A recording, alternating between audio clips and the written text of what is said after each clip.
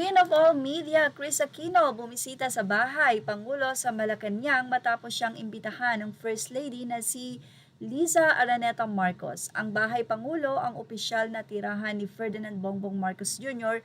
sa loob ng Malacanang Complex.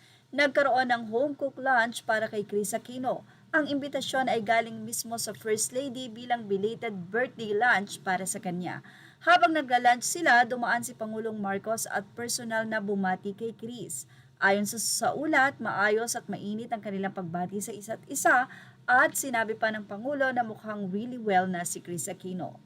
Ang pamilya Aquino at Marcos ay matagal na kilalang magkaribal sa politika kaya naging malaking balita ang kanilang friendly meeting. Si Chris ay dating nakatira sa bahay Pangulo noong presidente pa ang kanyang kapatid na si Benigno Aquino III. Matagal na rin siyang hindi nakakabalik doon mula 2016 kaya parang trip down memory lane ang kanyang pagbisita. Sa kalagayan naman ni Chris Aquino, marami ang naging usap-usapan dito dahil nag-gain ng araw ng weight itong si Chris. Binanggit din na si Chris ay patuloy na nakikipaglaban sa ilang autoimmune diseases at kakalabas lang din niya sa ospital kamakailan bago ang pagbisita. Bumisita si Chris Aquino sa bahay Pangulo Malacanang dahil inimbitahan siya ng First Lady para sa birthday lunch. At dumaan naman ang Pangulong Marcos doon upang siya ay batiin.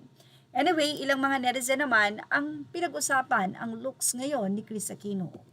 Ilang mga netizen ang natutuwa dahil mukhang okay na raw si Chris at mukhang tumaba or nag-gain na nga ito ng weight. Pero ang ilan ay sinasabing baka daw ito ay manas dahil sa gamot na kanya nga pong tinitake.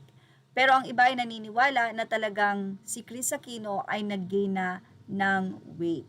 Marami din ang nagsasabi na waiting na rin sila para sa podcast ng original Queen of all media na si Chris Aquino.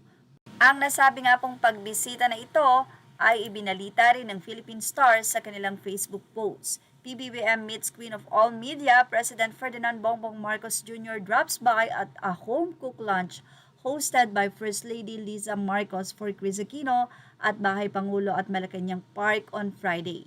It was the first time since 2016 that Chris visited Malacanang. The intimate lunch held to belatedly celebrate Chris' birthday was organized by their common friend designer Michael Leyva. Anyway, mukhang okay na nga si Chris dahil talagang nag-gain na siya ng weight.